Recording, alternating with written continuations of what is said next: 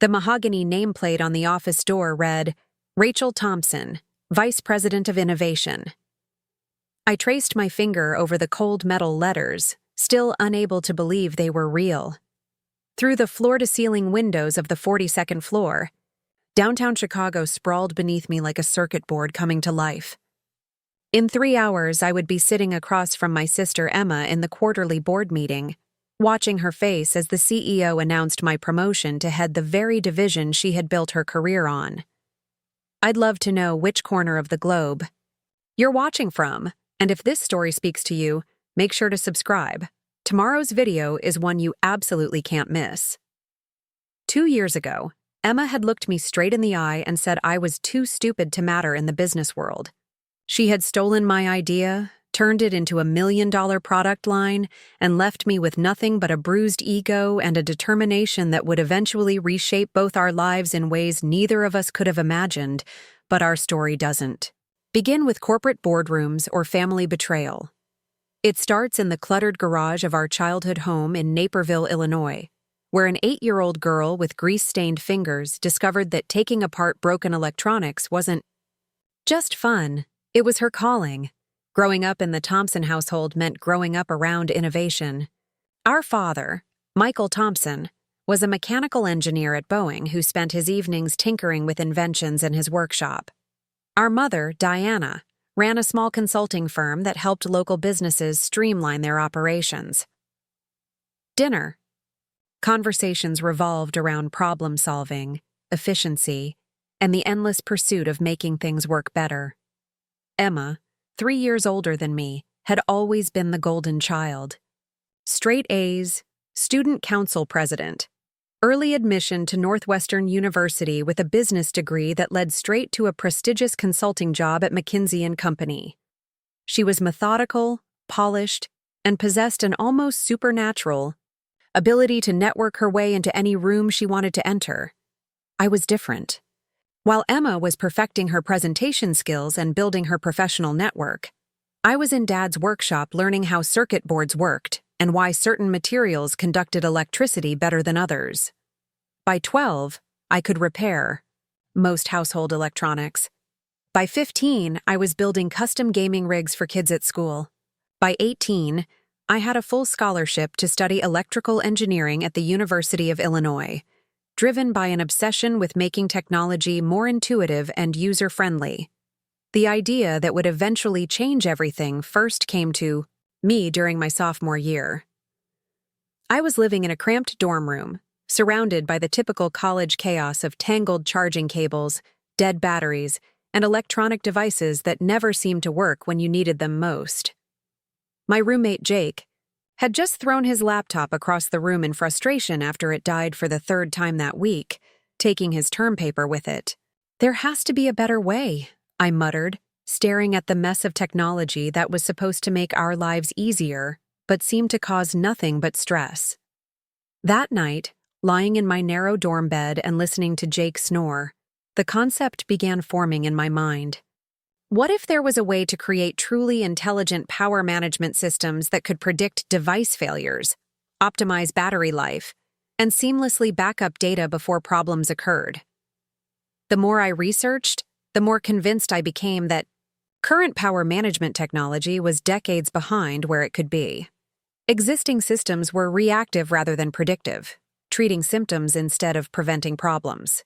The market was full of external battery packs and surge protectors, but nothing that could actually learn from user behavior and anticipate needs before failures happened. I spent the next 6 months developing the theoretical framework for what I called Predictive Power Intelligence, or PPI. The system would use machine learning algorithms to analyze device usage patterns, environmental factors, and performance metrics to predict when batteries would fail, when devices would overheat, and when power surges might occur. More importantly, it would take preventive action automatically, adjusting power distribution, triggering backups, and even ordering replacement components before the user realized there was a problem. The technology required combining advanced sensors, artificial intelligence, and cloud computing in ways that hadn't been attempted in the consumer electronics space. It was ambitious, maybe even impossible with current technology, but that's what made it exciting. During spring break of my junior year, instead of heading to Florida like most of my classmates, I drove home to Naperville to share my idea with the family. Emma was visiting that same week, taking a rare break from her meteoric rise at McKinsey. She had just been promoted to senior associate and was working on efficiency optimization projects for Fortune 500 companies. Sitting around our parents' kitchen table, I laid out my vision for PPI technology with the enthusiasm of someone who had discovered fire. I explained how the system could revolutionize not just consumer electronics, but entire business infrastructures. Imagine an office building where the power management system could predict when computers would crash, automatically backing up work and scheduling maintenance before problems occurred. Picture data centers that could prevent catastrophic failures by anticipating hardware issues weeks in advance. The applications were limitless. Emma listened with the focused intensity she brought to everything, asking sharp questions about market size, technical feasibility, and competitive landscape. Her business training had taught her to identify potential, flaws in any concept, and she probed every aspect of my idea with surgical precision. But underneath her analytical exterior, I could see something else: genuine excitement about the possibilities I was describing. Dad was immediately fascinated by the technical challenges involved. He spent hours with me in his workshop, sketching out circuit designs and brainstorming solutions to the engineering obstacles we'd need to overcome. Mom, ever practical, wanted to understand the business potential and helped me research similar technologies and potential patent conflicts. Over the following months, I threw myself into developing PPI with an intensity that bordered on obsession. I spent every free moment in the university's engineering labs, working with professors who specialized in artificial intelligence and power systems. I built crude prototypes using Arduino boards and salvaged components, testing different sensor configurations and algorithm approaches. The breakthrough came during my senior year when I successfully created a prototype that could predict laptop battery failures with 94% accuracy, 3 days before they occurred. The system not only predicted the failure, but automatically backed up critical files to cloud storage and sent alerts to the user with replacement battery recommendations. When I demonstrated the technology to my electrical engineering professor, Dr. Sarah Chen, her reaction convinced me I was onto something significant. Dr. Chen had spent 15 years in Silicon Valley before joining the university faculty, and she rarely got excited about student projects. But after watching my PPI system correctly predict and prevent a catastrophic hard drive failure on her own laptop, she immediately connected me with her former colleagues in the tech industry. Within weeks, I had received invitations to present at 2 major technology conferences and interest from several venture capital firms. The validation was intoxicating. Here were industry experts, people who had built successful companies and invested in revolutionary technologies, telling me that PPI could transform the entire electronics industry. One investor compared my innovation to the shift from reactive antivirus software to predictive threat detection, suggesting that the market opportunity could exceed $1 billion within 5 years. Emma's response to my growing success was complicated. On one hand, she seemed genuinely proud of her little sister's technical achievements. She would mention my project to her colleagues at McKinsey and even helped me prepare for my first major conference presentation. But I could also sense something else beneath her support, a competitive tension that had always existed between us, now amplified by the possibility that I might achieve something significant outside her area of expertise. The family dynamics had always been clear. Emma was the business genius, I was the technical tinkerer. She understood markets and strategy, I understood circuits and code. The arrangement had worked well when we were pursuing completely different paths, but PPI represented something that bridged both worlds, a technical innovation with massive business potential. During my final semester, I received an offer that seemed to validate everything I had worked toward. Innovate Tech Solutions, a mid-sized technology company based in Austin, wanted to license my PPI technology for integration into their enterprise power management products. The licensing agreement would provide immediate revenue while I continued developing the consumer applications, and their technical team could help me overcome the engineering challenges that still needed to be solved. The contract negotiation stretched over 3 months, with lawyers reviewing every aspect of the intellectual property arrangements and revenue-sharing agreements. Emma, now a principal at McKinsey with expertise in technology sector consulting, offered to review the contract terms and help me negotiate better conditions. Her business acumen had always impressed me, and having her involved felt like the perfect combination of family support and professional guidance. The night before I was scheduled to sign the licensing agreement, Emma and I sat in our parents' living room going over the final contract details. She had marked up dozens of clauses and prepared detailed notes about potential improvements to the revenue structure. Her thoroughness was remarkable. She had identified several provisions that could have limited my future development options and suggested modifications that would significantly improve my negotiating position. "You've built something really special here, Rachel," she said, setting down the contract and looking at me with what seemed like genuine admiration. "This technology could change everything about how we interact with electronics. I'm proud of you for sticking with it even when people said it was impossible." Her words meant more to me than any investor validation or conference invitation. Emma had always been the standard of success in our family, and having her recognize my achievement felt like the ultimate validation. We stayed up until nearly 3 a.m, discussing the technical challenges ahead and the business strategies that could maximize PPI's market impact. The next morning, I drove to Innovate Tech's offices in downtown Chicago, carrying the signed contract that would launch my career and establish PPI as a legitimate technology platform. The licensing agreement provided an immediate payment of $250,000 and ongoing royalties that could reach millions if the technology achieved commercial success. More importantly, it gave me the resources and technical support to continue developing PPI for consumer markets. Walking out of that meeting, I felt like I was floating. At 22 years old, I had created something that industry experts believed could revolutionize an entire sector. The impossible had become inevitable, and the future stretched ahead filled with possibilities I was only beginning to understand. Emma called that evening to congratulate me on the licensing deal and suggest we celebrate with dinner at our favorite restaurant in Naperville. Her enthusiasm seemed genuine, and for the first time in our lives, I felt like we were truly equals, both successful in our own right, both contributing something valuable to the world.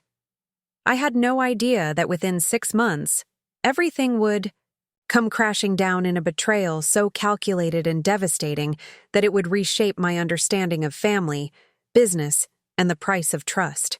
The sister who had helped me negotiate that first licensing agreement would become the architect of my destruction, using my own innovations against me in ways I never could have imagined. A lot of love and effort went into bringing this story to life. If you're enjoying it, we'd be so grateful if you'd subscribe to our channel. Now back to where we left off.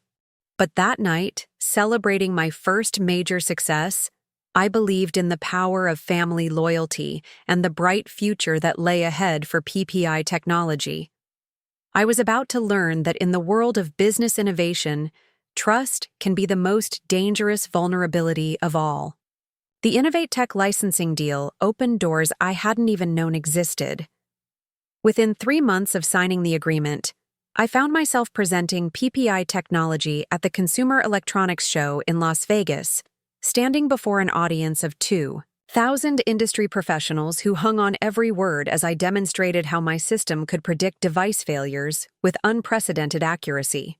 The response was electric.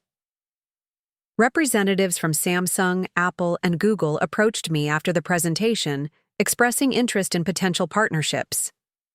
Technology journalists from Wired, TechCrunch, and IEE Spectrum requested exclusive interviews.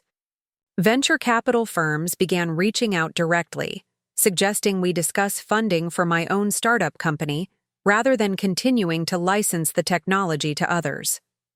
Back in Chicago, I rented a small office space in the River North District and officially incorporated Predictive Systems, Inc.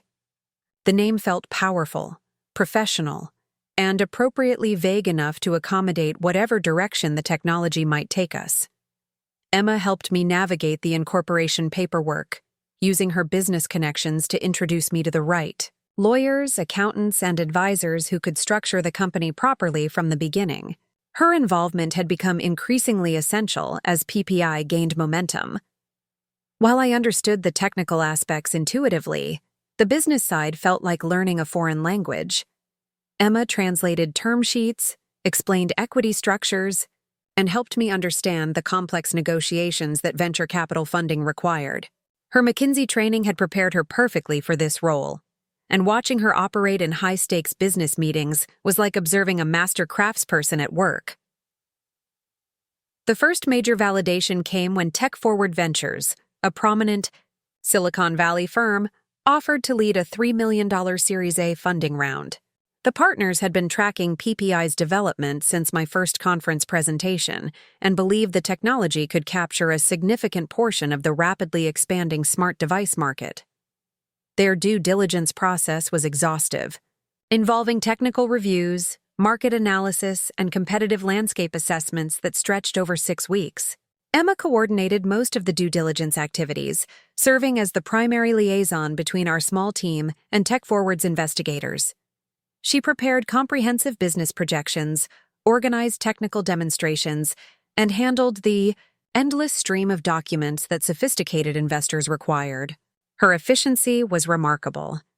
She could synthesize complex technical information into clear business presentations that made PPI's potential immediately understandable to non-engineers. The funding announcement generated more media attention than we had anticipated.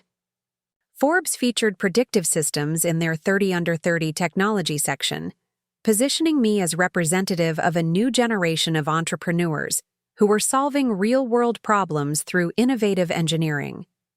The article highlighted how PPI could reduce electronic waste, improve productivity, and save consumers billions of dollars in premature device replacements.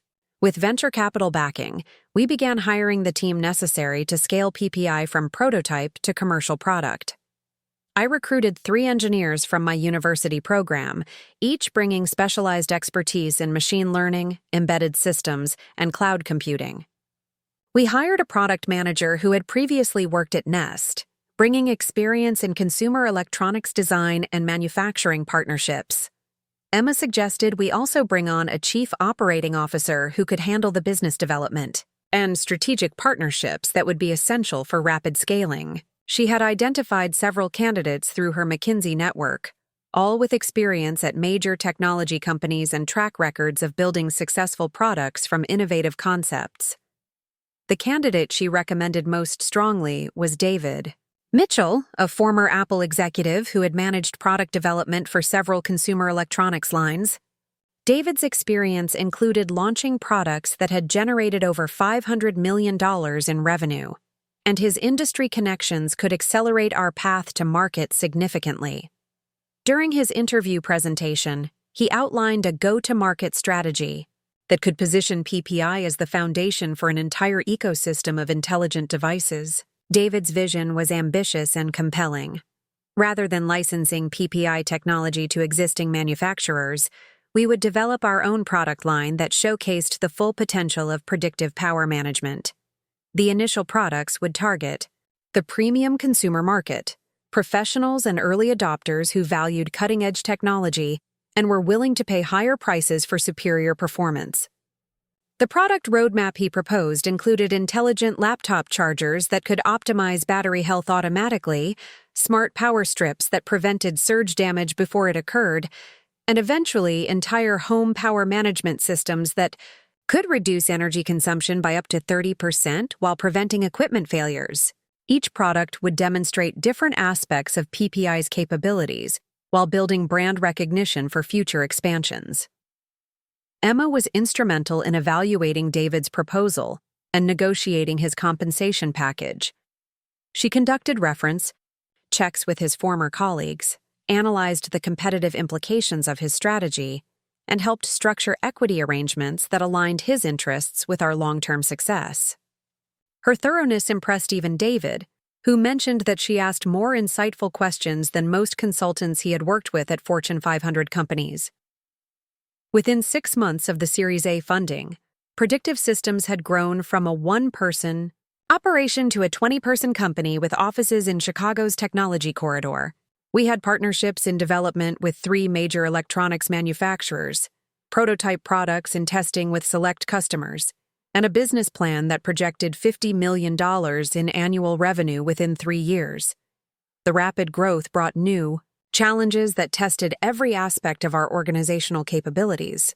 Managing intellectual property became increasingly complex as we developed applications across different product categories. Regulatory compliance required navigation of FCC approval processes, international safety standards, and privacy regulations governing data collection from consumer devices.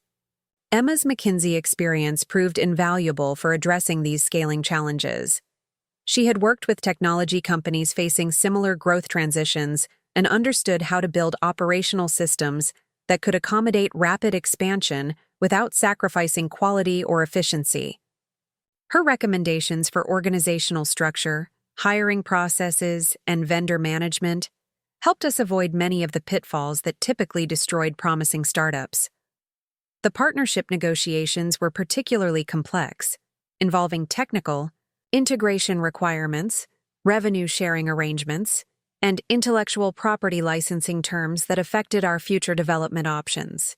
Emma coordinated these discussions with the precision of a diplomatic negotiator, ensuring that each agreement protected our core technology while providing the market access we needed for rapid growth. Our first major partnership agreement was with Electromax, a consumer electronics company that specialized in premium charging accessories. They wanted to integrate PPI technology into a new line of intelligent chargers that could optimize charging speeds, predict battery replacement needs, and prevent overheating damage. The collaboration would provide immediate market validation, while generating licensing revenue that could fund our own product development. The Electromax deal required sharing detailed technical specifications and allowing their engineers access to PPI's core algorithms. Emma handled the legal negotiations and intellectual property protections, ensuring that our partnership agreements preserved our competitive advantages while enabling productive collaboration. Her attention to detail caught several potential issues that could have compromised our technology's protection. During this period of intense business development, I was also pushing PPI's technical capabilities to new levels of sophistication. We had developed sensors that could monitor not just power consumption and battery health, but also environmental factors like humidity, temperature, and electromagnetic interference that affected device performance. The machine learning algorithms had evolved to predict failures across dozens of device types with accuracy rates exceeding 95%. The breakthrough that would define our next phase came when we successfully integrated PPI into a complete home automation system. The demonstration setup in our office could manage power distribution across multiple devices simultaneously, automatically adjusting consumption patterns to prevent circuit overloads while optimizing energy efficiency. When the system predicted that a connected printer was about to experience a paper jam based on subtle vibration patterns, even our most skeptical investors were convinced we had created something revolutionary. The technical achievement opened up new market opportunities that extended far beyond consumer electronics. Commercial building management companies expressed interest in enterprise-scale implementations. Data center operators wanted to explore how PPI could prevent the catastrophic failures that cost millions of dollars annually. Even automotive manufacturers inquired about applications for electric vehicle charging systems. Emma coordinated the strategic planning sessions where we evaluated these expanding opportunities and developed prioritization frameworks for our limited resources. Her business training helped us focus on partnerships that would accelerate growth without diluting our technological advantages or compromising our ability to scale effectively. The momentum felt unstoppable. Every week brought new partnership opportunities, media coverage, and validation from industry experts who recognized PPI's potential to transform entire sectors. We were featured on the cover of Innovation Weekly with the headline, "The Power, Revolution: How Predictive Intelligence is Changing Everything." The article positioned predictive systems as the leader in a new category of intelligent devices that could anticipate and prevent problems before they occurred. Our Series B funding round attracted interest from strategic investors including Intel Capital and Samsung Ventures, both eager to gain early access to technology that could differentiate their product lines. The preliminary valuation discussions suggested our company had grown to be worth over $30 million in less than 18 months, a validation that exceeded even our most optimistic projections. Emma had become indispensable to every aspect of our operations. She attended board meetings, coordinated investor relations, and helped evaluate acquisition offers that had begun arriving from larger technology companies. Her McKinsey background provided credibility with sophisticated investors who appreciated her analytical rigor and strategic thinking. The success was intoxicating, but it was also creating dependencies that I didn't fully recognize at the time. Emma had become the primary interface between our technical team and the business world, translating our innovations into language that investors and partners could understand. She controlled many of the relationships that had become essential to our continued growth. More concerning, though I didn't realize it then, was how much proprietary information Emma had access to in her role as our strategic advisor. She knew our technical roadmap, understood our competitive advantages, and had detailed knowledge of our partnership agreements and intellectual property portfolio. Her McKinsey training had taught her to synthesize complex information quickly and identify the most valuable components of any business model. During late nights at the office, as we worked through partnership negotiations and product development challenges, Emma would often suggest strategic alternatives that demonstrated surprisingly deep understanding of our technology's potential applications. She asked technical questions that pushed beyond surface-level business considerations into the fundamental engineering principles that made PPI possible. I was proud that my sister understood and appreciated the complexity of what we had built. Her engagement felt like validation that PPI represented not just technical innovation, but genuine business value that could sustain long-term growth. Having her involved in our strategic planning gave me confidence that we were making the right decisions about partnerships, funding, and market expansion. The peak of our initial success came when we received an invitation to present at the World Economic Forum's Technology Summit in Davos. The invitation placed predictive systems alongside established technology leaders and positioned me as a representative of breakthrough innovation that could address global challenges related to energy efficiency and electronic waste.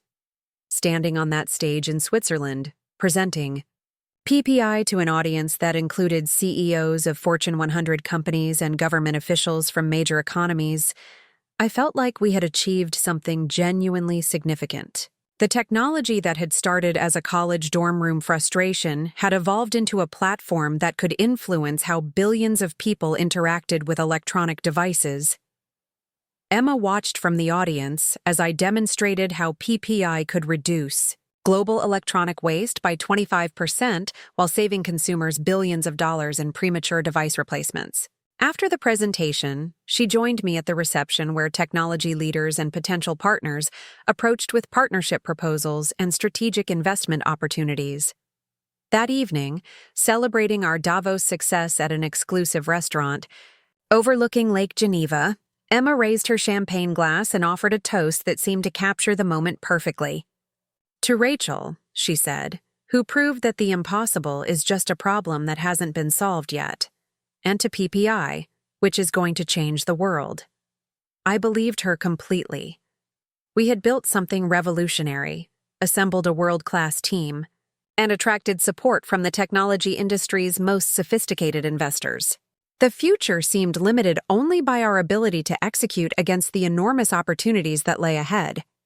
I had no idea that Emma was already planning to execute something else entirely, a systematic appropriation of everything we had built, justified by her conviction that I was too naive to realize the full potential of my own innovation. The sister who had helped me navigate every challenge would soon become the architect of my destruction, using the very relationships and knowledge she had helped me build as weapons against our shared success.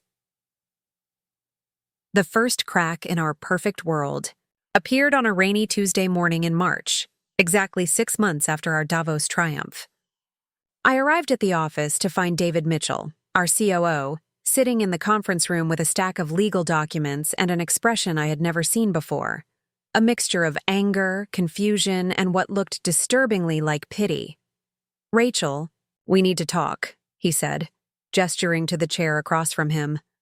"I received some very disturbing information yesterday evening, and I've spent all night trying to figure out how to handle it." The documents he slid across the table were patent applications, dozens of them, filed with the United States Patent and Trademark Office over the past 8 months. Each application described variations of predictive power management technology, covering every major innovation we had developed and several we were still working on. The filing dates showed a systematic pattern, with new applications submitted shortly after our internal development milestones. What made my blood run cold wasn't just the existence of these competing patents. It was the name listed as the primary inventor on every single application, Emma Thompson. "This can't be right," I said, my voice barely above a whisper as I flipped through page after page of technical specifications that read like detailed summaries of our most sensitive internal documents. "These are our innovations. This is PPI. Technology, just described in slightly different terms." David's jaw was clenched tight as he pointed to specific sections that were virtual copies of presentations I had given to our board of directors. Presentations that Emma had helped me prepare. "The timing is what makes this particularly damaging," he explained. "Several of these applications were filed before our own patent submissions, which means she could potentially claim priority on fundamental aspects of PPI." The room started spinning as the implications became clear. If Emma's patent applications were approved, she could essentially own the intellectual property foundation that our entire company was built on. Every product we had developed, every partnership we had negotiated, every investment we had received, all of it could become legally questionable if she chose to enforce her patents. "How is this even possible?" I asked, though part of me already knew the answer. Emma had been present for every major strategic discussion, had reviewed every technical document, and had helped prepare the presentations where we detailed our most innovative breakthroughs. Her McKinsey training had taught her how to synthesize complex information and identify the most valuable components of any business model. David pulled out his laptop and showed me additional research his legal team had conducted overnight. Emma hadn't just filed competing patents. She had also been building her own company. Tech Advantage Solutions had been incorporated in Delaware 3 months earlier, with Emma listed as founder and CEO. The company's mission statement described their focus on revolutionary power management technologies that predict and prevent device failures. The website had launched just 2 weeks ago, featuring case studies and technical capabilities that were virtually identical to PPI's offerings. The team page showed that Emma had recruited several engineers, including 2 former employees from Innovate Tech, the same company that had licensed my original technology. Most devastating of all, Tech Advantage's investor page announced they had raised $5 million in seed funding from Bradford Capital, one of the firms that had initially approached us about Series B funding. "She's been planning this for months," David said, his voice carrying a mixture of professional admiration and personal disgust. "This wasn't opportunistic. It was systematic. She used her position as your advisor to gather intelligence, identify our most valuable innovations, and then create a competing company that could claim ownership of our core technology. The betrayal hit me in waves, each revelation more devastating than the last. My sister, the person who had celebrated my early success, helped me navigate complex business challenges and stood beside me at Davos as we toasted PPI's potential, had been systematically stealing everything we had built. But the immediate crisis extended beyond personal betrayal. Our Series B funding round, which had been progressing smoothly toward a $15 million raise, was now in jeopardy. Sophisticated investors would not commit capital to a company facing potential intellectual property disputes, especially when those disputes could invalidate the fundamental technology that justified our valuation. The phone started ringing before I could fully process David's findings. Our lead investor from Tech Forward Ventures had received a call from Emma's lawyers, informing them of potential patent conflicts that could affect Predictive Systems' ability to commercialize PPI technology. Similar calls had gone to our manufacturing, partners, key customers, and several potential Series B investors. Within hours, the coordinated assault became clear. Emma hadn't just stolen our technology, she had weaponized her knowledge of our business relationships to maximum destructive effect. Her timing was calculated to cause maximum damage. She had waited until we were deep into fundraising negotiations and partnership commitments when disruption would be most costly and difficult to manage. The legal response required immediate attention, but our startup budget wasn't equipped for the kind of patent litigation that could cost millions of dollars and take years to resolve. Every law firm we consulted delivered the same sobering assessment. Patent disputes involving complex technology were expensive, time-consuming, and unpredictable. Even if we ultimately prevailed, the legal costs and business disruption could destroy our company. Our board meeting that Thursday was the most difficult professional experience of my life. The investors who had been enthusiastic supporters just weeks earlier now viewed Predictive Systems as a potentially catastrophic liability.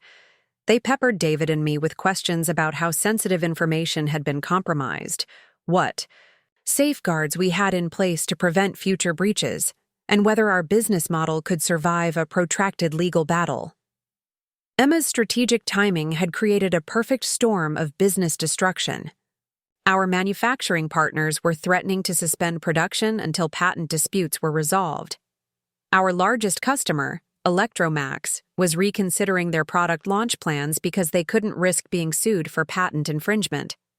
Several team members had already received recruitment calls from Tech Advantage, offering salaries significantly higher than our startup could match.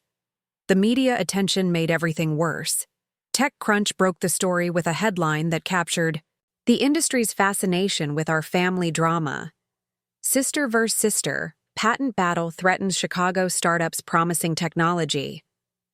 The article detailed Emma's McKinsey credentials and positioned her as a sophisticated business operator who had identified fundamental flaws in our intellectual property strategy. Other publications picked up the narrative with varying degrees of accuracy and sensationalism. Some portrayed Emma as a savvy entrepreneur who had improved on existing technology. Others suggested that family dynamics had created inappropriate information sharing that enabled systematic theft.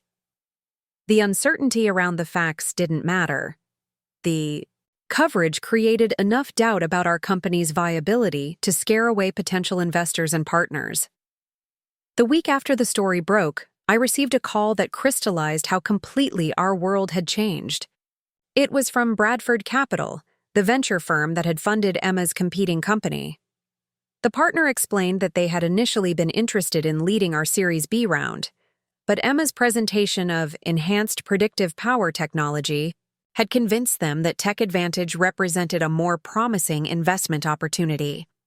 Your sister demonstrated some remarkable innovations that seem to address several limitations we identified in your original PPI approach, he said, apparently oblivious to the irony that Emma's innovations were refinements we had developed internally but not yet publicly disclosed.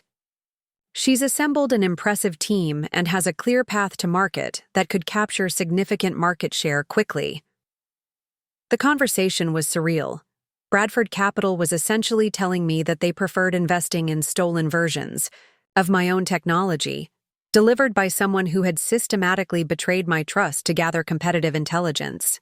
The venture capital world's focus on results over relationships meant that the source of Emma's insights was less important than their potential for generating returns. Our employees began departing in waves as the uncertainty around patent disputes made predictive systems seem like a career dead end. The engineers we had recruited from my university program found positions at established technology companies that offered stability and clear advancement paths. Our product manager accepted an offer from Google, explaining that she couldn't risk her professional reputation on a company that might not survive its legal challenges. David delivered his resignation on a Friday afternoon in April, exactly 13 months after we had hired him to scale PPI into a commercial success. His departure was professional but devastating. He had become the operational backbone of our company, and losing his expertise meant losing our ability to execute on partnerships and product development simultaneously. "I believe in what you've built here," he said as we shook hands in his empty office. "But I can't bet my career on a legal battle that could take years to resolve. Emma has created enough uncertainty about your intellectual property that most investors and partners won't take the risk." The final blow came when Tech Forward Ventures called an emergency board meeting to discuss protecting their investment in light of recent developments. The discussion was clinical and devastating. They wanted to explore strategic alternatives that could preserve value for shareholders, including potential acquisition by companies that could afford patent litigation or merger arrangements that might resolve intellectual property conflicts.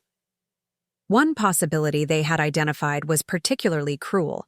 Tech Advantage had expressed interest in acquiring our customer relationships and hiring our remaining technical team, essentially allowing Emma to complete her appropriation of everything we had built. The irony wasn't lost on anyone in the room. The company Emma had created to compete with us was now positioned to acquire the remnants of our business.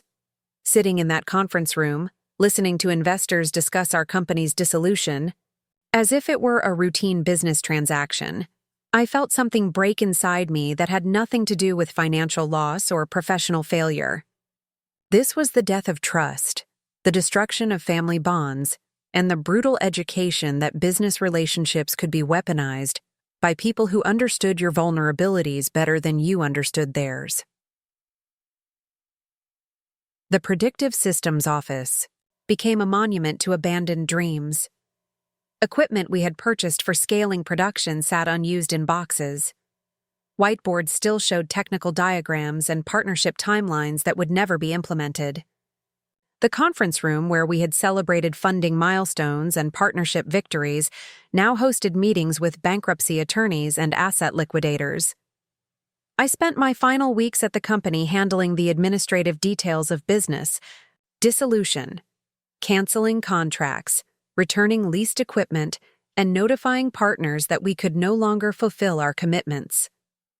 Each conversation was a small humiliation, explaining to professional contacts that the promising technology company they had worked with was collapsing due to circumstances I couldn't adequately explain without airing family grievances. The personal cost was even more devastating than the business failure. Emma's betrayal had destroyed not just my company, but my understanding of family loyalty and professional relationships. She had systematically exploited every piece of trust and information I had shared with her, using her position as my advisor and sister to gather intelligence that enabled her competing business. The final insult came in the form of a letter from Emma's lawyers, delivered to my apartment on the same day I signed Predictive Systems dissolution papers. The letter offered to hire me as a senior technical consultant for Tech Advantage, reporting to their engineering team and helping them optimize the predictive power management innovations we've developed. The offer was generous by most standards: a six-figure salary, equity in a growing company, and the opportunity to continue working on technology I was passionate about. But it was also the ultimate humiliation. Emma was offering me the chance to work for her, developing improvements to my own stolen innovations under her supervision and strategic direction. I threw the letter away without responding, but its message was clear. Emma didn't just want to steal my technology. She wanted to prove that she could build something bigger and more successful than I ever could. Her final victory would be demonstrating that my innovations reached their full potential only under her business leadership. 26 months after signing the Innovate Tech licensing deal that had launched my career, I found myself unemployed, nearly broke, and facing legal bills that would take years to repay. Emma's systematic betrayal had destroyed everything I had built and left me questioning every decision I had made since developing PPI technology. But as I cleared out my desk and turned off the lights in our empty office for the final time, I felt something stirring beneath the devastation. A cold, determined anger that would eventually fuel a comeback neither Emma nor anyone else could anticipate. She had won this round completely, but the game was far from over. The unemployment office in downtown Chicago smelled like disinfectant and broken dreams. I sat in the plastic chair, clutching the paperwork that officially declared me eligible for benefits, trying to reconcile the woman filling out these forms with the entrepreneur who had stood on stage at Davos just 18 months earlier. The clerk processing my application was polite but efficient, treating me like one of hundreds of displaced workers she processed each week. My apartment had become a prison of regret and legal documents. Patent litigation papers covered my kitchen table, each page representing thousands of dollars in legal fees I couldn't afford. The phone calls from collection agencies had started 3 weeks after predictive systems dissolved. Apparently, personal guarantees on business credit lines meant that the company's debts had become my personal responsibility. The financial devastation was comprehensive. My savings account, which had once held over $300,000 from the initial licensing deals, had been drained by legal fees and living expenses during the final months of fighting for the company. The equity I had accumulated in predictive systems was worthless paper. Even worse, the personal guarantees I had signed meant I owed nearly $200,000 to various creditors who had extended credit based on our growth projections. Sleep became impossible. I would lie awake replaying every conversation with Emma, analyzing every decision that had led to this catastrophe. How had I been so blind to her systematic intelligence gathering? Why had I trusted someone so completely just because we shared the same parents? The questions cycled endlessly through my mind, each one leading to deeper self-recrimination. The industry had moved on with ruthless efficiency. Technology publications that had once featured my innovations now wrote glowing profiles of Emma's leadership at Tech Advantage. She had hired several prominent executives from major technology companies, expanded into new product categories, and announced partnerships with manufacturers I had once hoped to work with. Every article felt like salt in an open wound. Dr. Sarah Chen, my former professor who had first recognized PPI's potential, called me 3 months after the company's dissolution. Her voice carried the careful tone people used when discussing terminal illness or other irreversible tragedies. She had heard about the patent disputes through industry contacts and wanted to understand what had happened to the promising technology she had helped me develop. "Rachel, I've been following Tech Advantage's announcements," she said during our coffee meeting near the university campus. "The technology they're demonstrating is remarkably similar to what you showed me in my lab 4 years ago. I'm struggling to understand how that's possible." I explained the situation as objectively as I could, but even my clinical recitation of events sounded paranoid and bitter. Patent law was complex, family relationships were complicated, and the technology sector was full of parallel innovations that emerged simultaneously from different teams. Dr. Chen listened sympathetically, but I could see the doubt in her eyes. Perhaps Emma really had improved on my original concepts independently. The job search was a humiliating education in how quickly professional reputations could be destroyed. Companies that had once recruited me aggressively now viewed my resume with suspicion. HR managers would ask probing questions about the patent disputes, the company's collapse, and my role in whatever had gone wrong. The industry's assumption seemed to be that successful entrepreneurs didn't lose control of their intellectual property so completely. After 6 months of searching, I finally received an offer from Midtech Engineering, a consulting firm that specialized in helping established companies optimize their existing technology systems. The salary was less than half what I had earned during Predictive Systems' peak, and the work involved implementing other people's innovations rather than developing my own. But it was employment, and I needed the income to begin addressing my debt obligations. My new cubicle at Midtech was a stark reminder of how far I had fallen. The gray fabric walls displayed motivational posters about teamwork and continuous improvement, messages that felt like mockery given my recent experience. With collaboration and innovation, my supervisor, a well-meaning engineer named Robert Kim, assigned me to projects involving routine system upgrades and compliance reviews, work that required technical competence but offered no opportunities for creativity or leadership. The worst part wasn't the menial nature of the assignments, but the way colleagues treated me with careful politeness that suggested they knew about my failed startup. Office conversations would stop when I approached. Lunch invitations were politely extended, but somehow never followed through. I had become a cautionary tale, living proof that entrepreneurial ambition could lead to professional and personal destruction. Emma's success continued accelerating while I struggled with basic financial survival. Tech Advantage announced a $15 million Series A funding round, led by the same investors who had once pursued our company. Industry analysts praised Emma's strategic vision and execution capabilities, highlighting how she had assembled a world-class team and built strategic partnerships faster than most startups, achieved in their first 3 years. The media coverage was particularly galling because it often contrasted Emma's success with the unnamed, competing technology company that had failed due to poor intellectual property management and inadequate business leadership. Reading these articles felt like watching my own professional obituary, written by journalists who had no idea they were describing my life's work. The breaking point came during Thanksgiving dinner at our parents' house. I had been dreading the gathering for weeks, knowing that Emma would be there with her success story, and I would have to pretend that everything was fine while sitting across from the person who had systematically destroyed my career.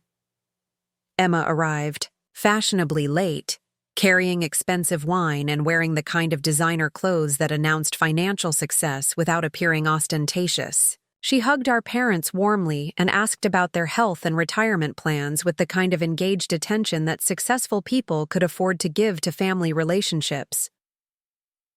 The conversation during dinner was carefully choreographed, to avoid mentioning business directly, but Emma's accomplishments dominated the evening anyway. She described recent travel to technology conferences, mentioned meetings with potential acquisition partners, and discussed hiring decisions as if these were casual updates rather than reminders of the empire she had built on stolen innovations. Our parents were clearly proud of Emma's achievements, though they tried to include me in conversations about technology and career developments. Their efforts to be fair only highlighted how dramatically our circumstances had diverged. Emma was building something significant while I was processing compliance reports for other people's routine business problems. After dinner, Emma suggested we take a walk around the neighborhood where we had grown up. The November air was crisp and clear, and the familiar streets felt like a neutral setting where we might finally address what had happened between us directly. I agreed, hoping that privacy might allow for honest conversation about the betrayal that had destroyed my company and damaged our family permanently. We walked in silence for several blocks before Emma finally spoke. "I know you're angry about Tech Advantage," she said, her voice carrying none of the uncertainty I had hoped to hear. "But I think you're misunderstanding what happened between our companies." The careful phrasing, "between our companies," rather than "between us," immediately signaled that this wouldn't be the honest reckoning I had imagined. Emma had prepared for this conversation with the same strategic thinking she brought to business negotiations. "You took my technology," I said, trying to keep my voice level. "You used your position as my advisor to gather intelligence about our innovations, then filed patents on my work and built a competing company. How am I misunderstanding that?" Emma's response was delivered with the confident tone she had perfected during her McKinsey training. She explained that patent law was designed to reward the first person to file applications, not necessarily the first person to develop concepts. Her improvements to predictive power management had been substantial enough to merit independent patents.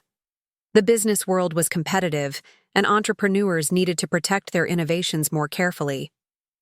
"Rachel, I tried to help you build something successful," she continued, stopping under a streetlight that cast harsh shadows across her face. "But you were so focused on the technical aspects that you never understood the business realities. Predictive power management was a promising concept, but it needed strategic leadership to reach its full potential." The condescension in her voice was breathtaking.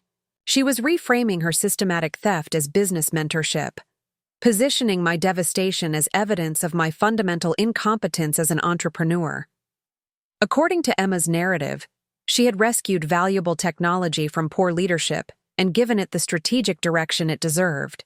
"You didn't rescue anything," I said, feeling anger building in my chest. "You stole everything I had worked for and used our family relationship to do it. You sat in my board meetings, reviewed my technical documents, and helped me prepare presentations so you could copy every innovation we developed." Emma's expression shifted from patient explanation to something colder and more clinical. This was the moment I had been dreading and anticipating for months, the honest assessment of what she really thought about my abilities and accomplishments. "Rachel, you need to face some uncomfortable truths about your limitations," she said, her voice carrying the same tone she probably used when delivering bad news to McKinsey clients. "You're a capable engineer, but you don't understand business strategy or market dynamics. Predictive systems failed because you were in over your head from the beginning." She enumerated my failures with surgical precision: poor intellectual, property protection, inadequate financial planning, weak partnership negotiations, and naive trust in business relationships. According to her analysis, the company's collapse was inevitable given my inexperience and unrealistic expectations about entrepreneurial success. "The technology sector requires sophisticated business leadership," she continued, warming to her theme. "You developed some interesting concepts, but you lacked the strategic vision to build them into sustainable competitive advantages. That's not a character flaw. Most engineers aren't equipped for entrepreneurial leadership." The words hit like physical blows.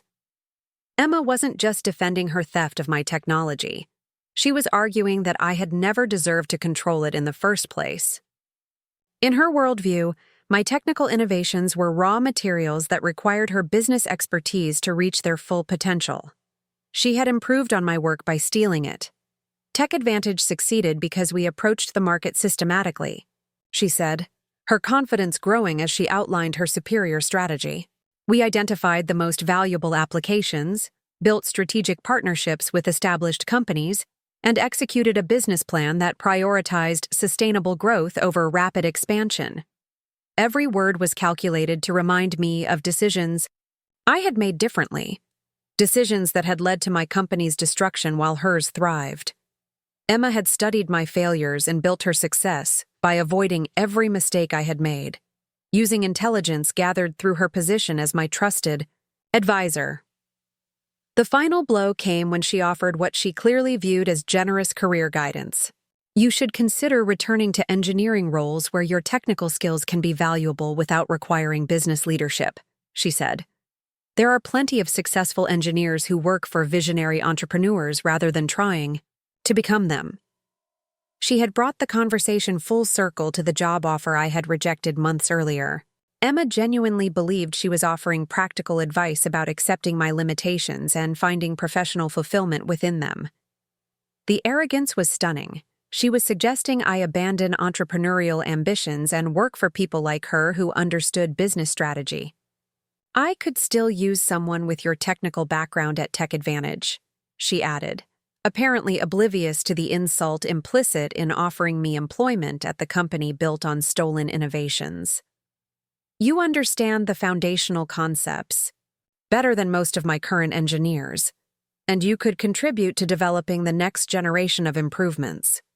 Standing there under the streetlight, listening to my sister explain why I was too stupid to matter in the business world, I felt something crystallize inside me that had been forming since the day I discovered her patent applications. Emma's assessment wasn't just wrong. It was based on fundamental misunderstanding of what had happened between us. She attributed her success to superior business acumen, but the reality was simpler and more damaging. She had won by cheating. Her strategic advantages came from inside information. Her technical insights came from stolen innovations. And her market timing came from knowing exactly what her competition was planning. Remove those advantages, and Tech Advantage was just another well-funded startup with competent leadership. You really believe that, don't you? I said, looking directly into her eyes. You think you succeeded because you're smarter and more strategic than me. You can't even acknowledge that you built your entire company on information you stole while pretending to be my advisor. Emma's response was immediate and devastating. She looked at me with the same expression I had seen her use when dismissing inadequate presentations at McKinsey, polite, patient, and absolutely certain of her superior judgment. Rachel, this is exactly what I'm talking about, she said. You're so focused on blame and victimization that you can't see the real lessons from what happened. Successful entrepreneurs protect their innovations and build sustainable competitive advantages. You did neither, and that's why your company failed. The conversation ended there. We walked back to our parents' house in silence, both understanding that something permanent had broken between us. Emma had revealed her true assessment of my capabilities, and I had recognized the depth of her delusion about her own success. Driving home that night, I realized that Emma's verdict about my stupidity had become a challenge rather than a defeat. She was so convinced of her superior business acumen that she couldn't imagine me learning from the experience or developing the strategic capabilities that would allow me to compete with her successfully. Her confidence would become her weakness.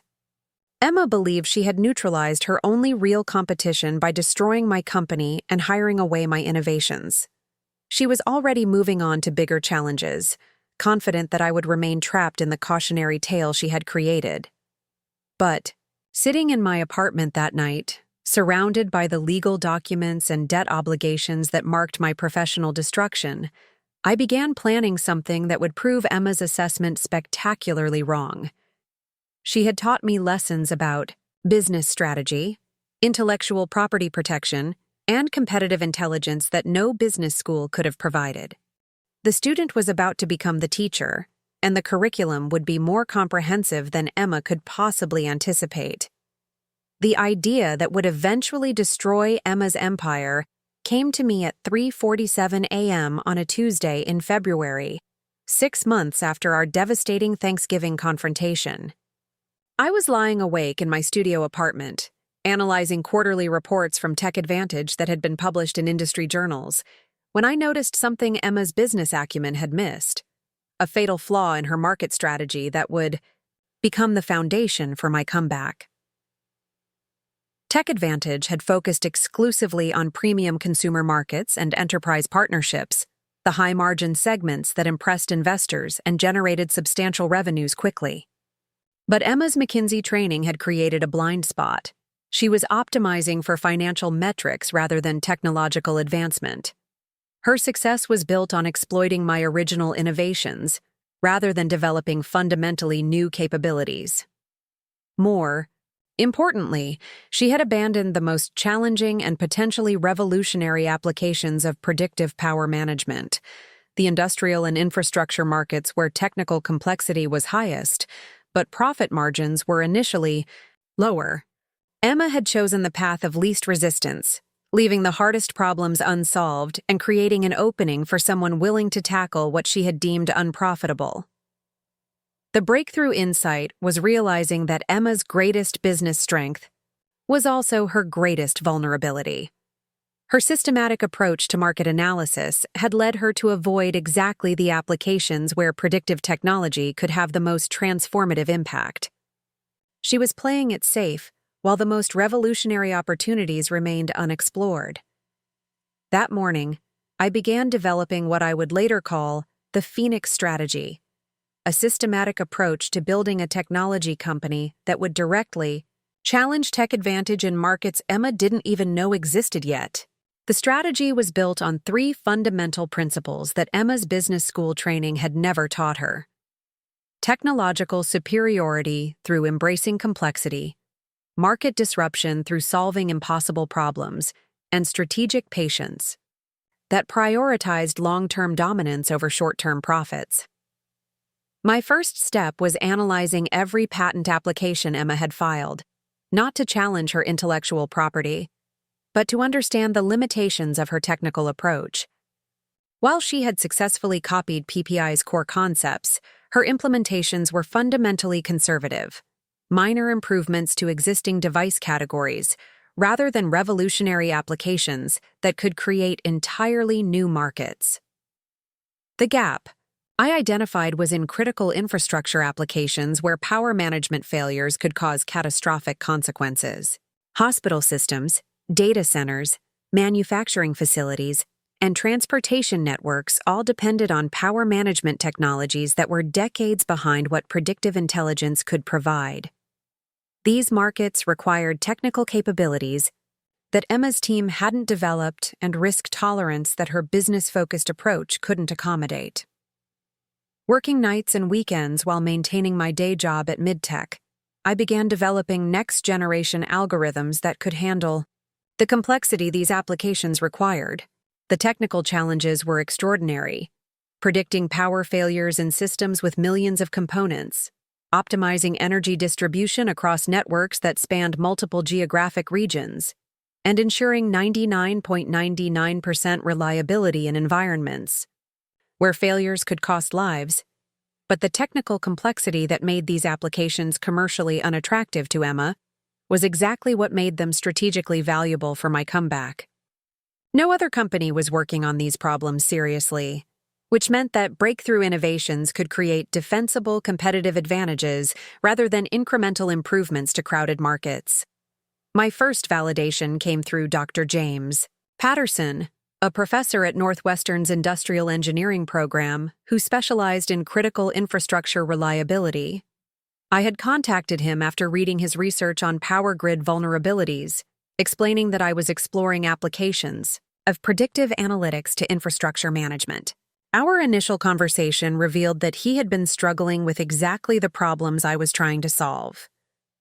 Dr. Patterson's research facility was managing a Department of Energy grant focused on preventing cascading power grid failures, the kind of catastrophic events that could black out entire regions when single component failures triggered chain reactions across interconnected networks. Traditional monitoring systems could detect problems after they occurred, but predicting failures early enough to prevent cascades required analytical capabilities that didn't exist. The challenge isn't just technical, Dr. Patterson explained during our first meeting at his lab. We need systems that can analyze millions of real-time data points, identify patterns that indicate emerging problems, and recommend interventions before failures occur. The mathematical complexity is staggering, and the reliability requirements are absolute. I spent the next 3 months developing prototype algorithms that could process the data streams from Dr. Patterson's experimental network. The work required extending my original PPI concepts into completely new domains, analyzing electromagnetic interference patterns, predicting mechanical stress failures, and optimizing power routing across networks with constantly changing demand. Patterns. The breakthrough came when my algorithms successfully predicted a transformer failure in the experimental network 72 hours before it occurred. The system not only identified the impending failure, but automatically rerouted power distribution to prevent any service interruption. Dr. Patterson's team had been monitoring the same transformer for weeks without detecting any anomalies. "This is exactly what we've been trying to achieve," Dr. Patterson said, staring at the prediction accuracy metrics displayed on his laboratory monitors. "Your system identified failure patterns that our traditional monitoring completely missed. This could revolutionize how we manage critical infrastructure." The validation was intoxicating, but more importantly, it proved that my technical capabilities had evolved far beyond what Emma had stolen. While she was optimizing existing applications, I was solving problems that had been considered impossible. The student was becoming the teacher, developing innovations that Emma's team couldn't replicate because they lacked the fundamental understanding of predictive analytics at this level of complexity. Dr. Patterson introduced me to colleagues at the Electric Power Research Institute, the organization that coordinated research for utility companies across North America.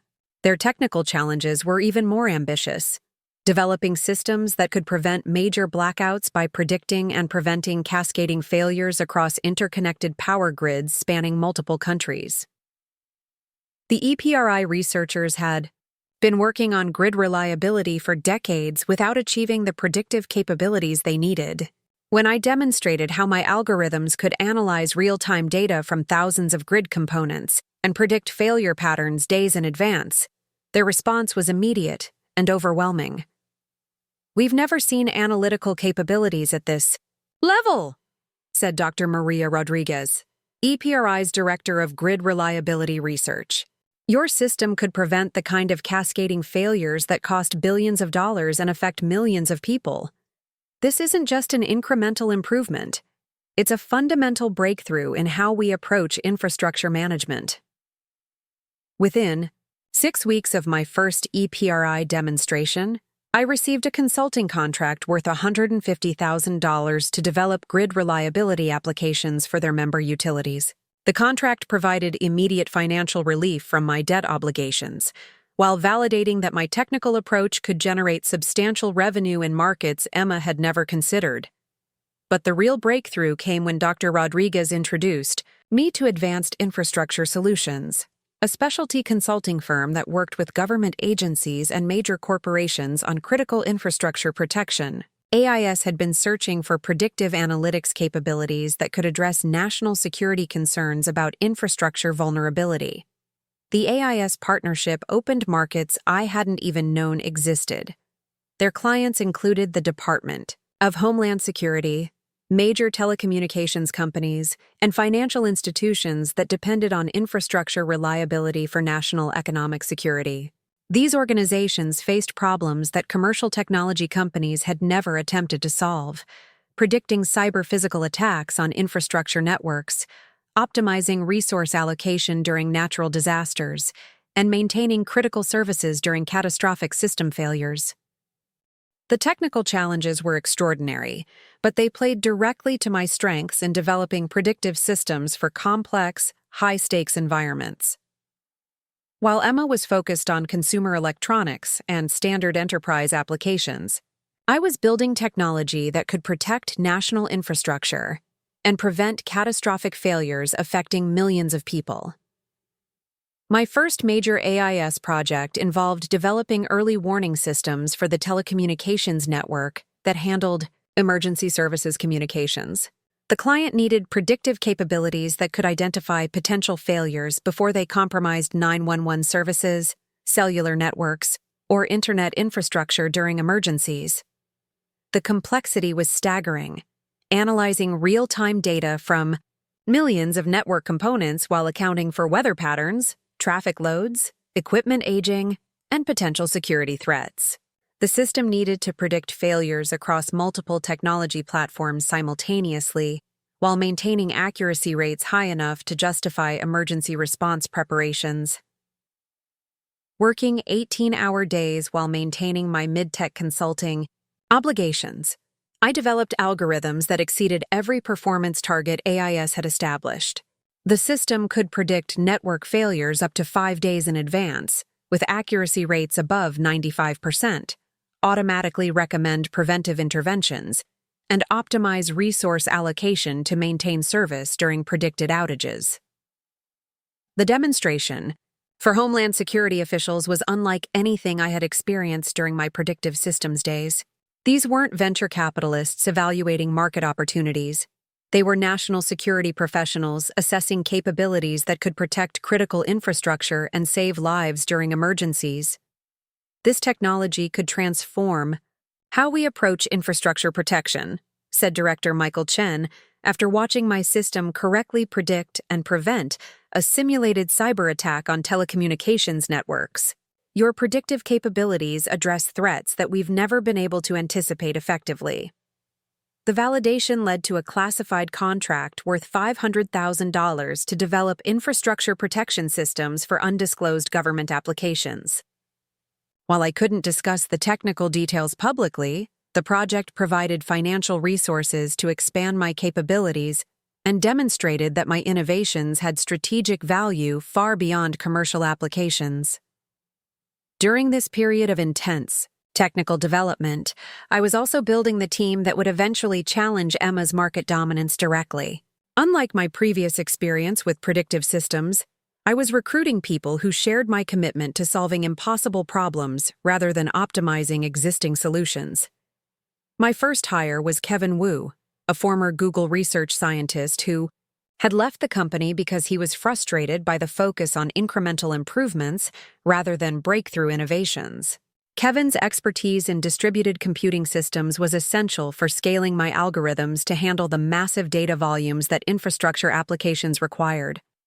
My second team member was Lisa Martinez, a former Tesla engineer who specialized in safety-critical systems design. Lisa understood how to build technology that could prevent catastrophic failures, rather than just optimizing normal operations, expertise that was essential for infrastructure applications where failures could cost lives. The third addition was Marcus Johnson, a business development specialist who had worked at several successful enterprise software companies. Unlike Emma's focus on consumer markets and standard enterprise applications, Marcus understood how to navigate the complex procurement processes that government agencies and critical infrastructure companies required. By the end of my first year of infrastructure consulting, I had built a small but extraordinarily capable team that was solving problems Emma's larger organization couldn't even understand. Our revenue was approaching $1 million annually, and our technical capabilities were advancing faster than any commercial technology company because we were working on challenges that required genuine innovation rather than market optimization. Contrast with Emma's approach was becoming clear to industry observers who understood both commercial and infrastructure markets. While Tech Advantage continued generating impressive revenues from consumer electronics and standard enterprise applications, they hadn't developed any breakthrough innovation since copying my original PPI technology. More importantly, Emma's business-focused strategy was preventing her from recognizing the competitive threat I was building. She viewed infrastructure markets as low-margin distractions from more profitable commercial opportunities. Her McKinsey training had taught her to focus on markets with favorable financial characteristics rather than applications where technical innovation could create sustainable competitive advantages.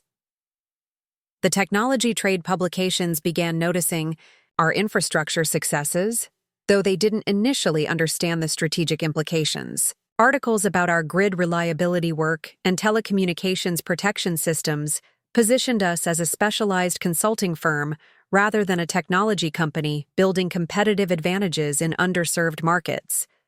Emma's response to these articles was exactly what I had anticipated: professional dismissal rather than competitive concern.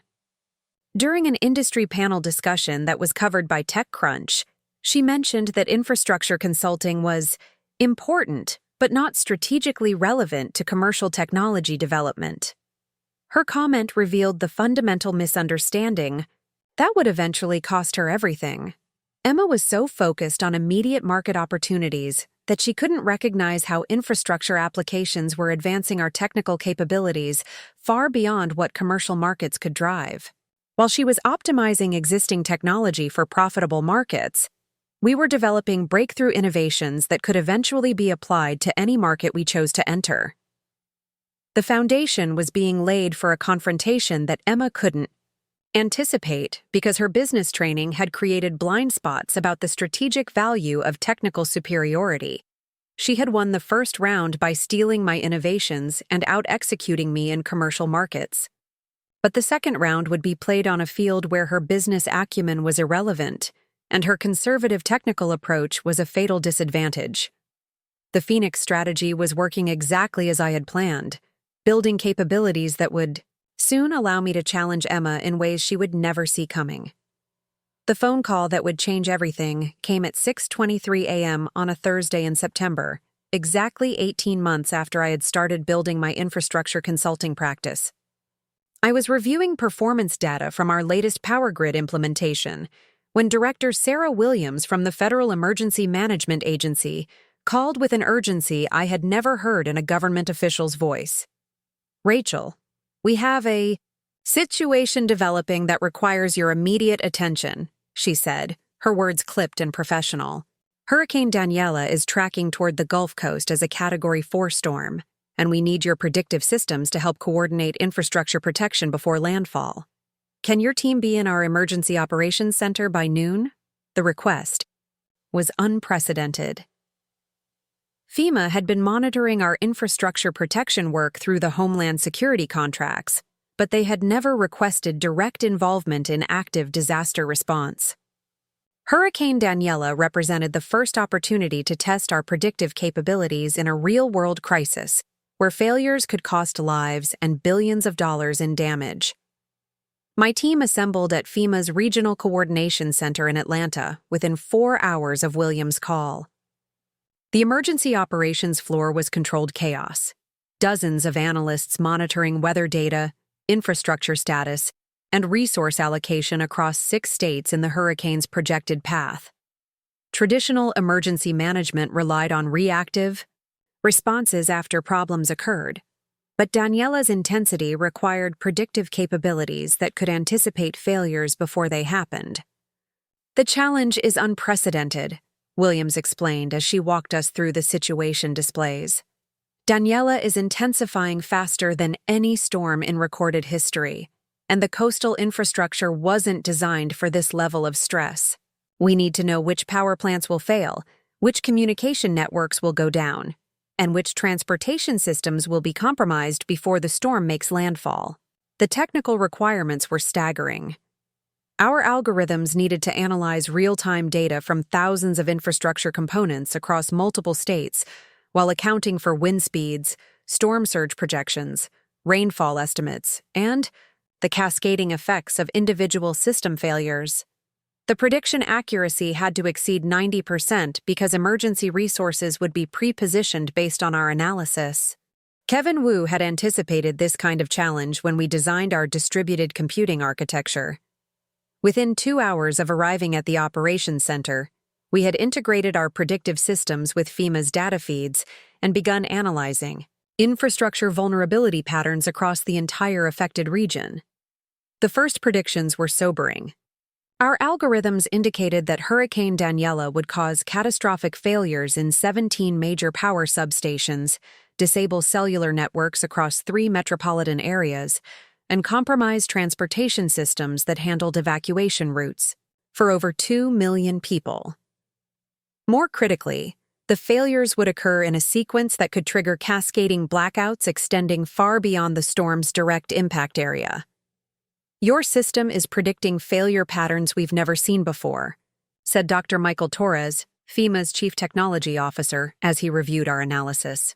"Traditional models focus on wind damage and flooding, but you're identifying systemic vulnerabilities that could amplify the storm's impact exponentially." The breakthrough moment came when our algorithms detected a critical vulnerability that no human analyst had identified. A seemingly minor power substation in coastal Alabama was predicted to fail early in the storm, but its collapse would trigger a cascade of failures that could black out power grids serving nearly 4 million people across 3 states.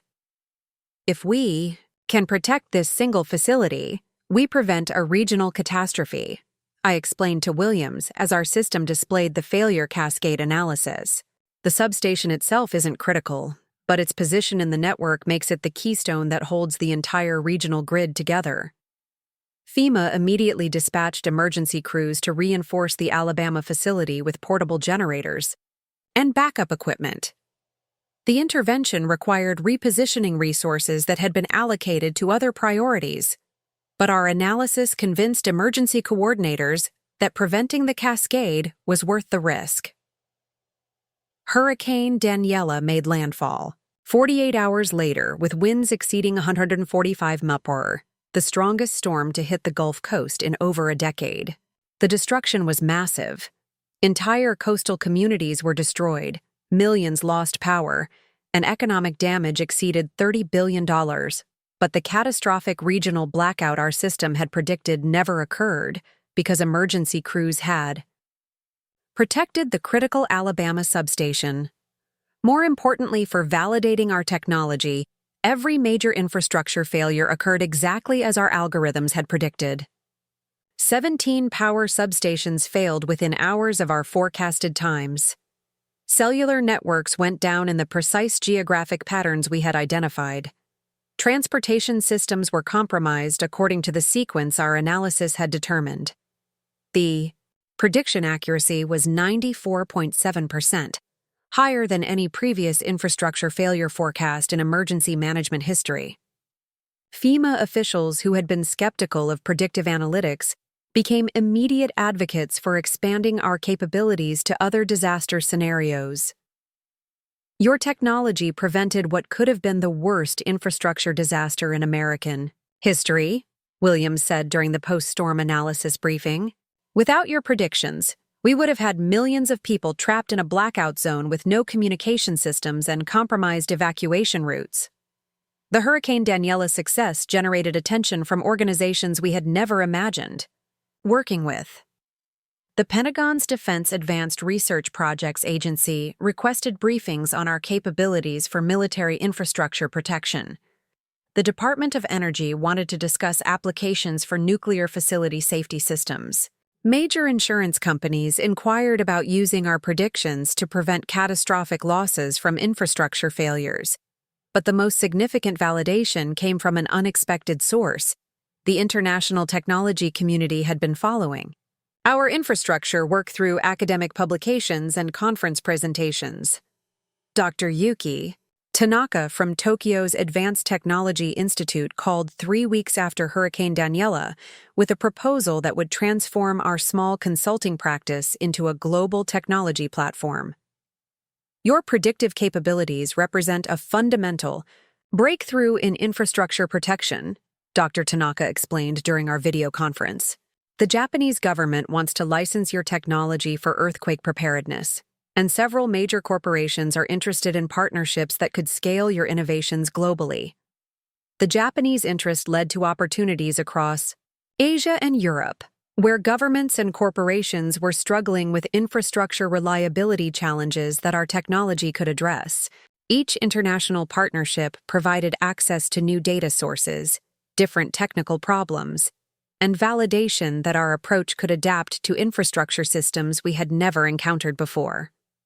Within 6 months of Hurricane Daniela, our consulting practice had evolved into something unprecedented, a technology company that solved problems too complex for commercial markets, but too important for governments and critical industries to ignore.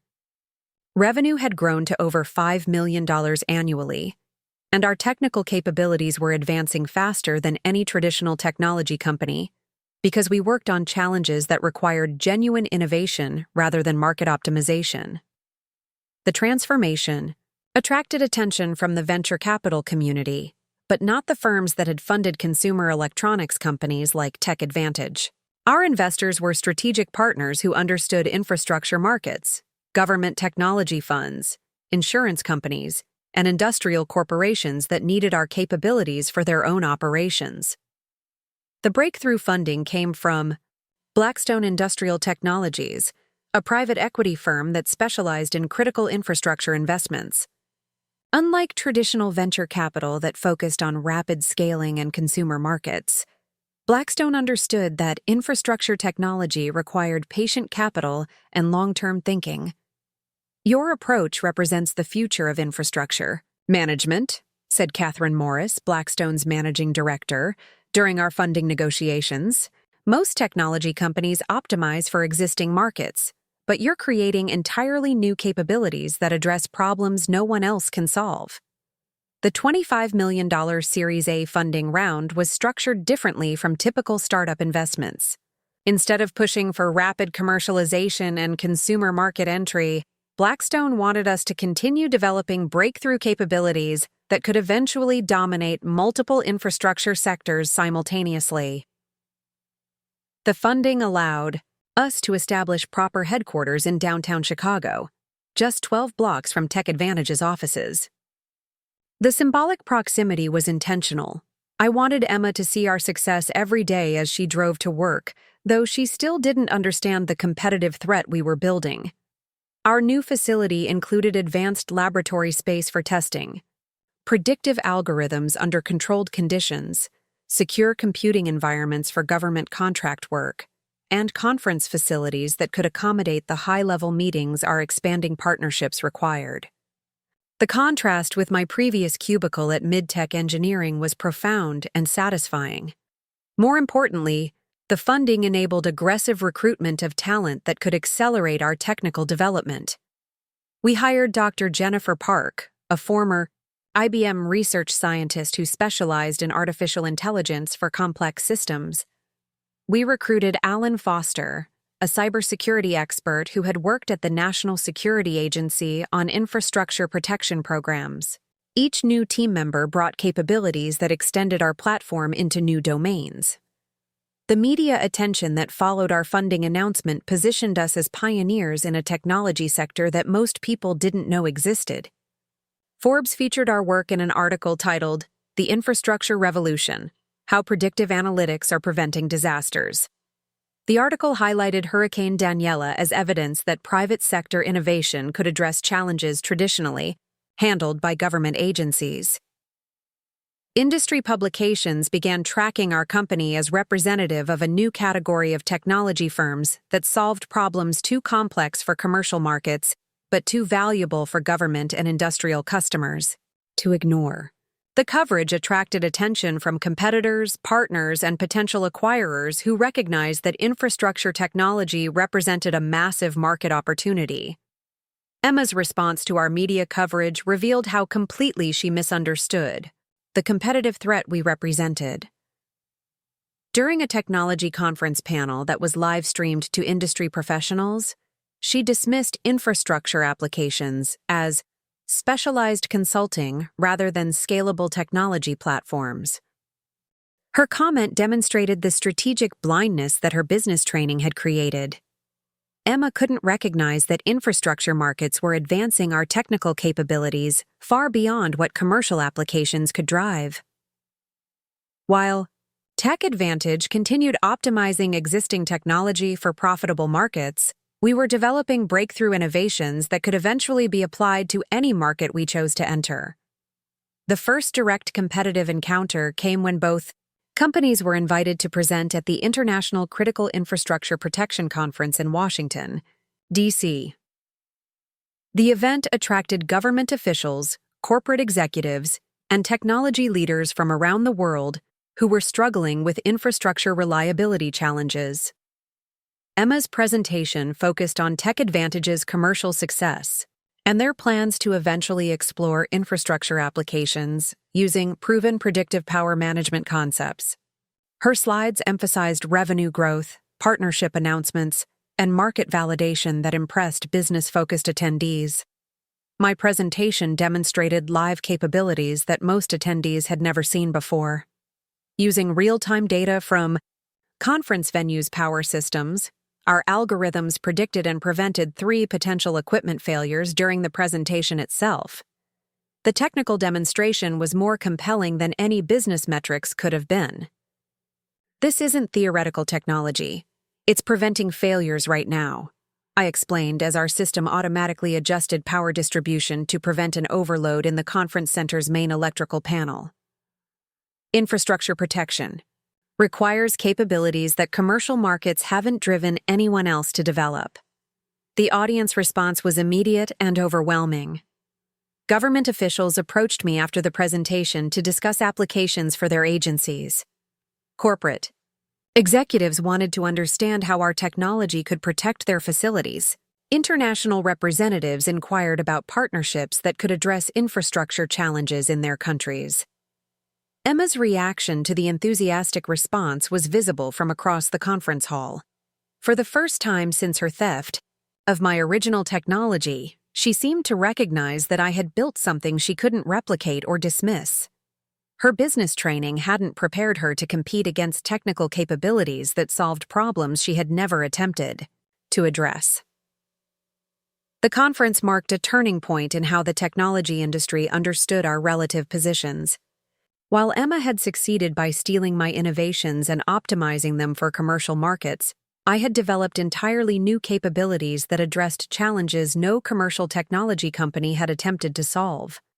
More importantly, the FIBA international attention generated partnership opportunities that would soon allow us to challenge Tech Advantage in commercial markets using technical advantages they couldn't match. Our infrastructure expertise had created capabilities that could revolutionize any market we chose to enter, and Emma's dismissive attitude toward our work would prevent her from preparing for the competition that was coming. The student had become the teacher, and the final examination was about to begin. The call that would complete my journey from bankruptcy to boardroom domination came on a crisp Monday morning in March, exactly 3 years after Emma had called me too stupid to matter. Catherine Morris from Blackstone Industrial Technologies was on the line with news that would reshape both our lives forever. "Rachel, we've received an acquisition proposal that I think you need to consider very seriously," she said, her voice carrying the controlled excitement that private equity professionals used when discussing transformational deals. Tech Advantage's parent company, Morrison Technologies, wants to acquire your infrastructure platform. The offer is $400 million cash, plus equity positions that could reach $600 million based on integration success. The irony wasn't lost on me. Morrison Technologies had acquired Tech Advantage 8 months earlier for $180 million, positioning Emma as their vice president of innovation and giving her a platform to expand into new markets. Now they wanted to buy the company I had built from the ashes of her betrayal at a valuation more than twice what they had paid for her stolen empire.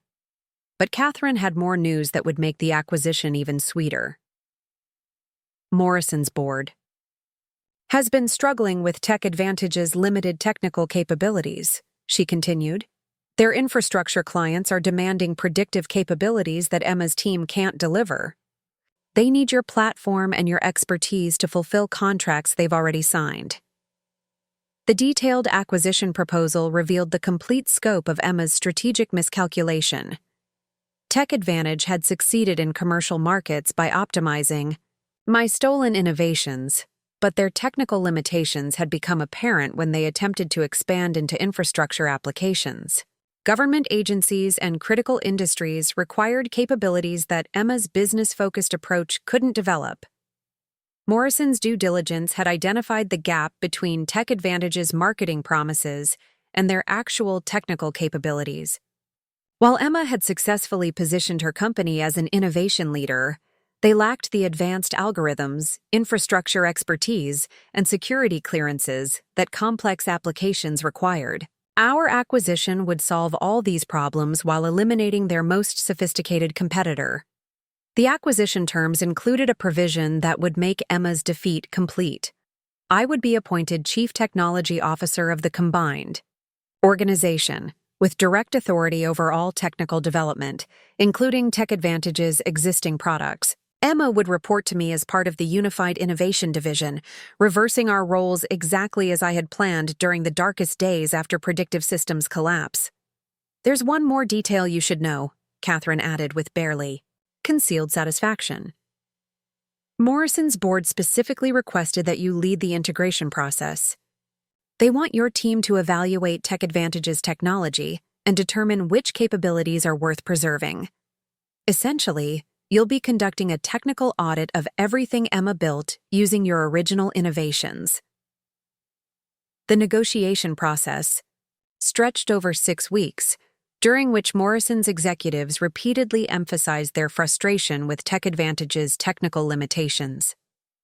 Emma had promised capabilities that her team couldn't deliver, creating gaps between marketing commitments and actual product performance that were damaging Morrison's reputation with sophisticated customers. The technical due diligence meetings were particularly revealing. Morrison's engineering leadership had analyzed both companies' capabilities and concluded that our infrastructure expertise represented fundamentally superior technology.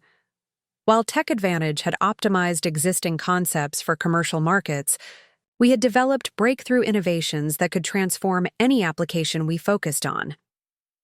Your predictive algorithms are at least 3 generations ahead of anything TechAdvantage has developed, said Dr. Robert Kim, Morrison's chief technology officer during one of our evaluation sessions. Emma's team has been impressive at market execution, but they haven't created any genuine technical innovations since their initial product launch. The final acquisition agreement was signed on a Thursday afternoon in Morrison's downtown Chicago headquarters, just 8 blocks from where Predictive Systems had collapsed 3 years earlier.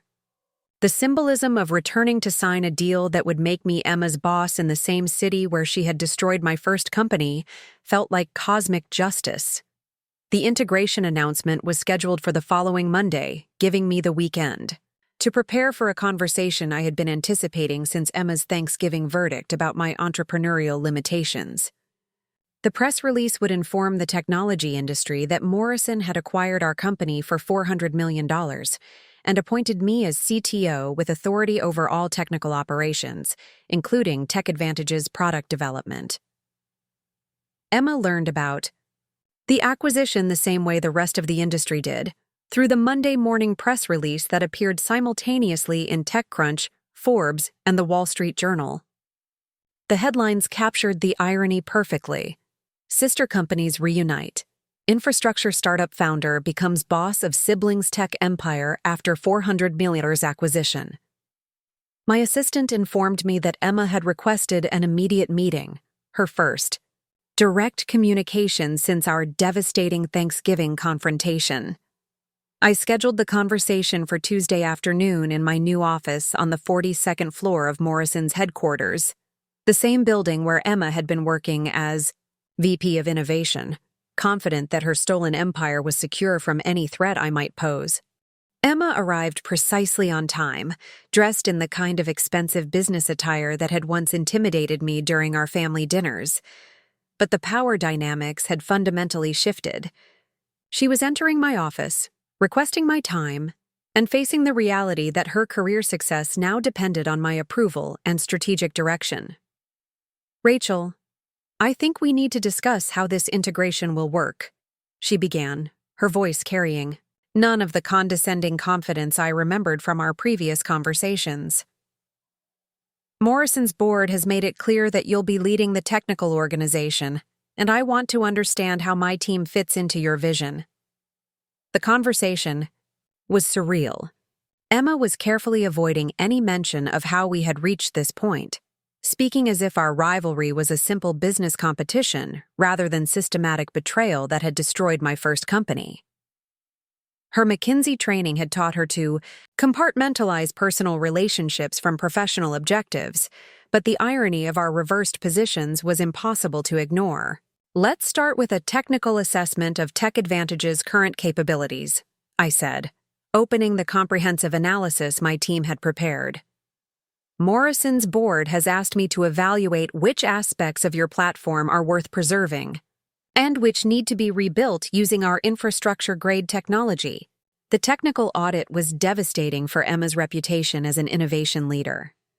Our analysis revealed that TechAdvantage's products were essentially variations of my original PPI concepts, optimized for commercial markets, but lacking the advanced capabilities that sophisticated applications required.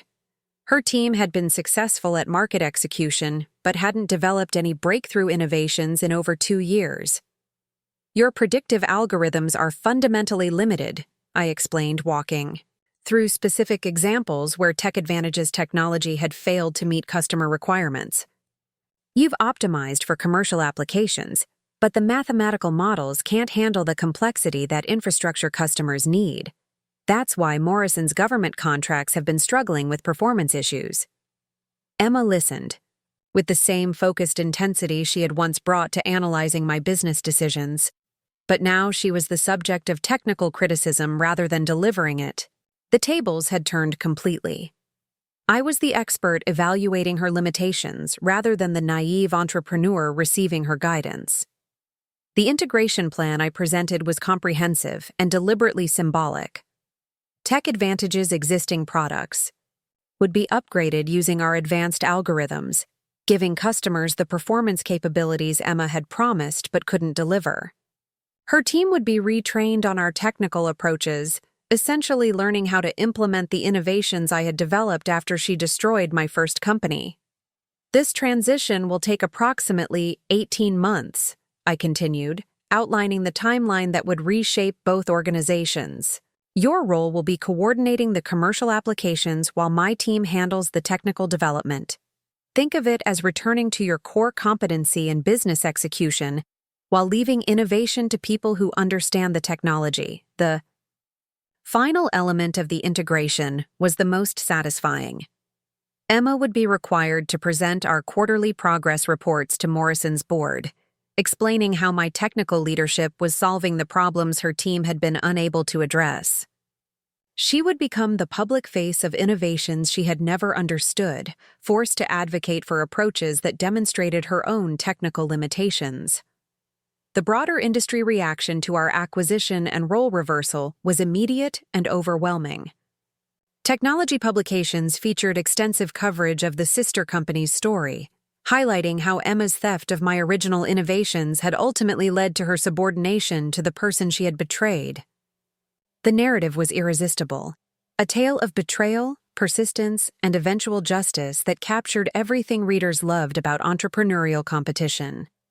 Harvard Business School requested permission to develop a case study examining our family rivalry and its implications for intellectual property protection, competitive intelligence, and the long-term consequences of unethical business practices. The case would be taught in entrepreneurship courses as an example of how systematic theft could provide short-term advantages while creating long-term vulnerabilities. Stanford's Graduate School of Business invited me to deliver the keynote address at their annual entrepreneurship conference, positioning my journey as representative of how technical innovation could overcome business manipulation when pursued with sufficient determination and strategic thinking. The speech was attended by over 2,000 students and entrepreneurs who wanted to understand how I had transformed betrayal into competitive advantage. Emma taught me lessons about business strategy that no academic program could have provided, I explained to the Stanford audience. Her systematic theft forced me to develop capabilities I never would have acquired otherwise. She made me stronger by trying to destroy me, and that strength eventually enabled me to surpass everything she had accomplished. The personal transformation was as significant as the professional vindication. The woman who had sat in unemployment, offices, and struggled to pay rent had become the chief technology officer of a technology platform affecting critical infrastructure across multiple continents. The sister who had dismissed me as too stupid to matter now worked under my strategic direction, implementing innovations she could never have developed independently. 6 months after the acquisition, I received an invitation that represented the ultimate validation of our reversed fortunes. The White House Office of Science and Technology Policy requested my participation in a presidential advisory committee focused on critical infrastructure protection and national security applications of artificial intelligence. The appointment positioned me alongside Nobel Prize winners, Fortune 500 CEOs, and internationally recognized experts in technology policy. My expertise in infrastructure predictive analytics had become strategically important for national security, economic competitiveness, and disaster preparedness initiatives that affected hundreds of millions of people. Emma attended the White House announcement ceremony as part of Morrison's leadership team, watching from the audience as I was sworn in as a presidential advisor. The symbolism was perfect. The sister who had once offered me employment as a technical consultant was now witnessing my appointment to influence national technology policy. The advisory committee's work involved quarterly meetings with cabinet officials, testimony before congressional committees, and collaboration with international allies on technology initiatives that shaped global infrastructure protection strategies. The platform provided opportunities to influence government investments in predictive analytics, regulatory frameworks for infrastructure technology, and international cooperation agreements on critical systems protection. During my first committee meeting, I presented an analysis showing how predictive infrastructure protection could prevent catastrophic failures affecting millions of people while saving billions of dollars annually in damage costs. The presentation included case studies from Hurricane, Daniela, and other successful implementations that demonstrated measurable results rather than theoretical capabilities. Dr. Thompson's innovations represent exactly the kind of breakthrough technology that America needs to maintain competitive advantages in critical infrastructure, said the National Security Advisor after reviewing our capabilities. Her work demonstrates how private sector innovation can address national security challenges that government agencies couldn't solve independently. The international recognition extended beyond government advisory positions to include partnerships with major technology companies that wanted to integrate our capabilities into their global platforms. Google approached us about incorporating infrastructure predictive analytics into their cloud computing services. Microsoft expressed interest in licensing our algorithms for their enterprise customers. Amazon wanted to explore applications for their web services infrastructure. Each partnership opportunity represented validation that our technical capabilities had evolved far beyond Emma's stolen innovations to create genuinely revolutionary advances in predictive analytics. While she had succeeded by optimizing existing concepts for commercial markets, we had developed breakthrough capabilities that could transform any application we chose to focus on. The ultimate vindication came during our second annual board meeting with Morrison's executives, where I presented results that exceeded every projection the acquisition had been based on. Our integrated platform had generated over $150 million in revenue during the first 18 months, with profit margins higher than any comparable technology division in Morrison's portfolio. Rachel's leadership has transformed what we thought was a niche infrastructure company into a platform that could revolutionize multiple market segments, said Morrison's CEO during the board presentation. Her technical innovations have created competitive advantages that no other company can replicate because they lack the fundamental capabilities her team has developed.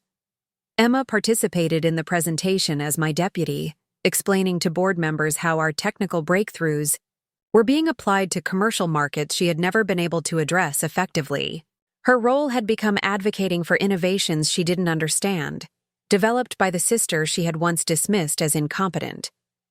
The meeting concluded with Morrison's board approving expansion plans that would establish our technology as the foundation for a new generation of predictive analytics applications across infrastructure, commercial, and government markets. The budget allocated for this expansion exceeded $200 million, more than Morrison had paid for Tech Advantage's entire operation. As I walked out of that boardroom, passing the mahogany nameplate that now read, Rachel Thompson, Chief Technology Officer, I reflected on the journey that had brought me from bankruptcy to boardroom authority. Emma's prediction that I would never recover from business failure had been more than simply wrong. It had been transformative in motivating achievements that conventional encouragement might never have generated. The betrayal that destroyed. My first company had forced me to develop capabilities, resilience, and strategic thinking that ultimately enabled success far beyond anything I had originally envisioned. Emma's theft had taught me lessons about competition, innovation, and the long-term consequences of building businesses on stolen foundations rather than genuine capabilities. Standing at my office window, looking out over the Chicago skyline, where both our careers had been shaped, I realized that Emma's assessment of my limitations had become the catalyst for proving her spectacularly wrong. She had created her own nemesis by underestimating the person she thought she had defeated permanently. The sister who had stolen my innovations and called me too stupid to matter now worked under my authority, implementing technology she could never have developed independently. The student had become the teacher, and the final grade was a complete vindication that would influence both our careers for decades to come. Looking for more? We've got 2 amazing stories ready for you right on screen. If this one touched you, these are absolutely worth your time. Click to watch them now. And hey, subscribe and hit that bell to never miss our latest uploads.